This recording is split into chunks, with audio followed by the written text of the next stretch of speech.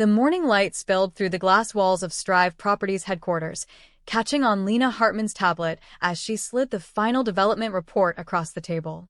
She'd spent 6 months on the Harbor Heights project, a $220 million waterfront build that could redefine the city skyline. But across from her, the firm's managing director, Preston Cole, barely glanced at it. His voice was smooth, practiced.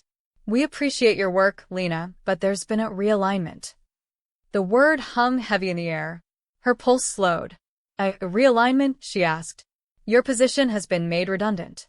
The HR representative beside him avoided her eyes.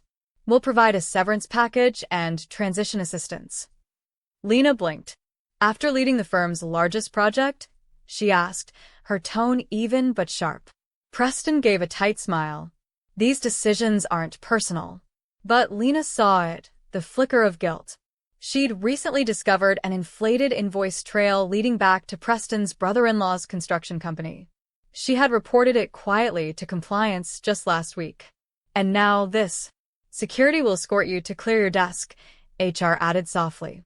Lena inhaled, forcing composure. "Of course," she said, standing slowly.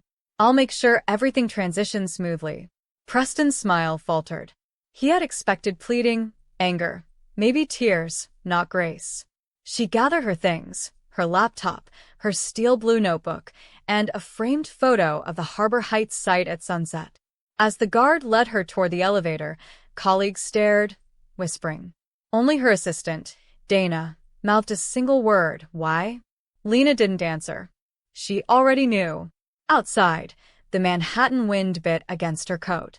3 years of 70-hour weeks ended in a single meeting. She stood on the curb as yellow cabs streamed past, realizing her phone had already locked her out of company email.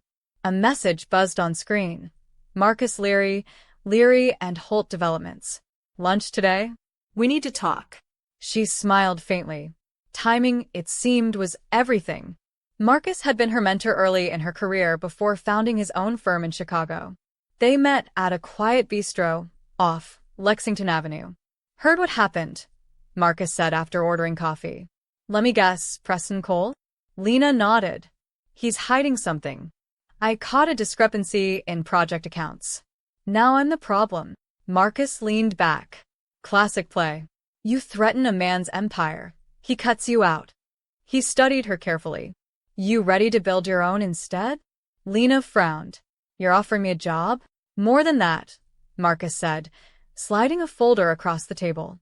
Inside were blueprints stamped Hudson Row redevelopment. A $400 million mixed-use project. "I need a director who understands structure and integrity. Someone who's seen the cracks." Lena hesitated. "You trust me with this after what happened?" Marcus smiled. "That's why I trust you." By the following Monday, Lena was in Chicago, walking through a half-renovated warehouse that would soon be the heart of Hudson Row. The air smelled of dust and new beginnings. She set down her bag and said quietly, "Let's start with transparency." Her new team, 5 engineers and 3 designers, nodded. For the first time in years, she felt ownership, not survival. Meanwhile, in New York, Strive Properties began showing strain. Without Lena's oversight, deadlines slipped. Vendors called with complaints. The Harbor Heights data management system she designed remained functional, but no one else fully understood its layered scheduling logic. She had tried to train others. They hadn't listened. Preston assumed she'd left quietly. He hadn't realized she had copies of every signed invoice, every inflated payment, stored in a private archive. Back in Chicago, Lena immersed herself in the new project. The site meetings were long, but collaborative.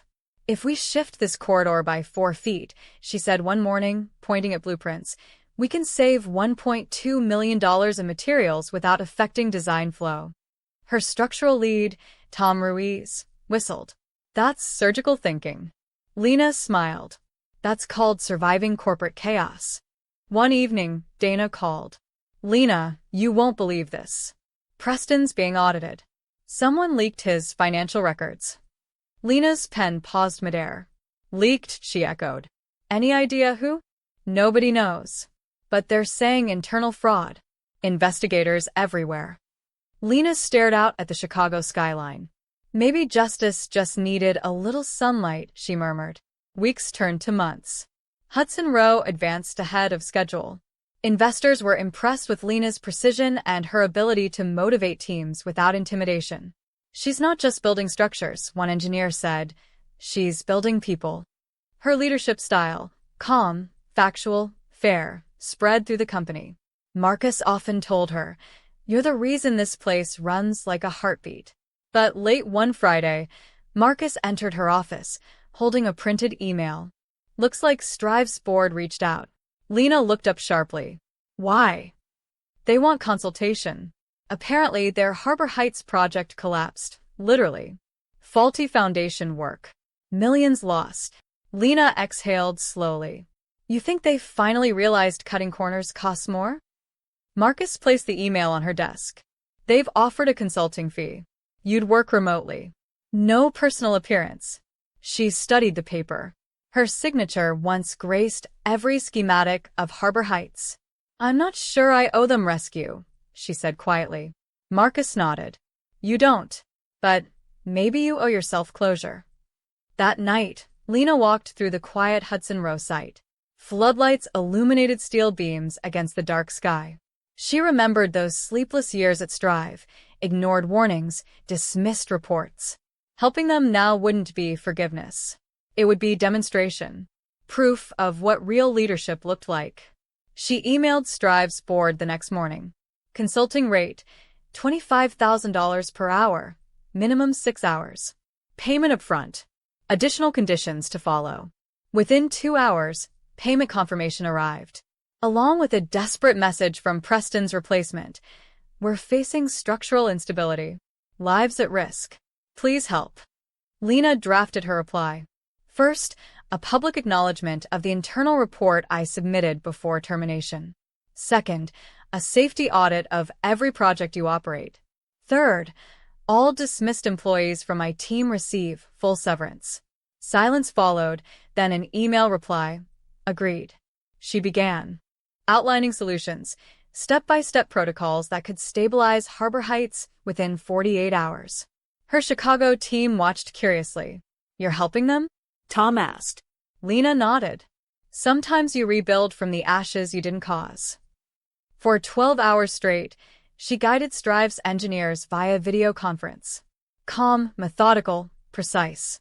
When the final report came in, foundation stabilized, no casualties, she closed her laptop with quiet satisfaction. A week later, a front-page article appeared. Whistleblower engineer saves $200 million project she was fired from. Her name, for once, was printed in bold. She received hundreds of messages, some congratulatory, some apologetic.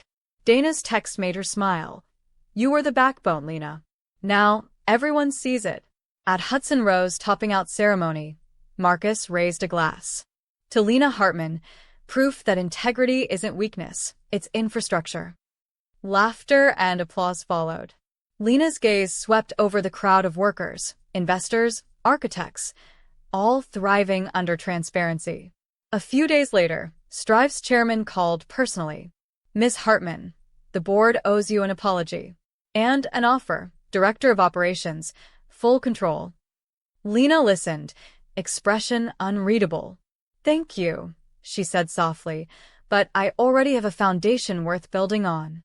She ended the call and returned to her team. "What's next?" Tom asked. Lena grinned. "Expansion. West Coast." Marcus nodded approvingly. "You're ready." Over the next 6 months, Hudson Row's success reshaped Leary and Holt's reputation. They became known not just for innovation but for ethics. Industry magazines featured Lena's blueprint for integrity framework, an organizational model ensuring transparency from design to delivery. Meanwhile, Strive struggled to recover from reputational damage. Preston faced trial for financial misconduct. Investors fled. And quietly, regulators adopted Lena's audit recommendations across the sector. At an industry conference in Los Angeles, Lena presented her model to a packed audience. "Buildings don't fail because of materials," she said. "They fail because people stop caring who's responsible for holding them up." Her words earned a standing ovation. Afterward, a young woman approached her, eyes bright. "I work at a small firm. My boss steals credit for my designs. Your story, what you said, it gives me courage." Lena smiled. "Then use it. Build your own blueprint." By the following year, Lena was promoted to executive vice president. Her department grew from 8 to 30 engineers. The firm expanded into 3 cities. Every project bore her signature: quiet precision, visible trust. One morning, Marcus entered her office with a grin. "Guess who just applied for a mid-level position here?" Lena raised an eyebrow. "Don't tell me, Preston Cole?" Marcus laughed. "His company dissolved. He's looking for a fresh start." Lena chuckled softly. "He'll find one somewhere else." That evening, as she stood on her apartment balcony overlooking the Chicago skyline, the city lights shimmered like blueprints come alive. She thought of everything she'd lost and what she'd built in its place. Success, yes, but more importantly, freedom. Her phone buzzed, a message from Marcus. "The board wants to name you partner." Lena exhaled, smiling faintly. "Let's talk tomorrow," she replied. Tonight, she wanted quiet. The kind earned, not granted. She poured herself a glass of wine and whispered into the night. Sometimes the strongest structure isn't steel or stone, it's self-respect. The skyline glowed back at her like affirmation. The woman once discarded by a corrupt company had become the architect of integrity itself.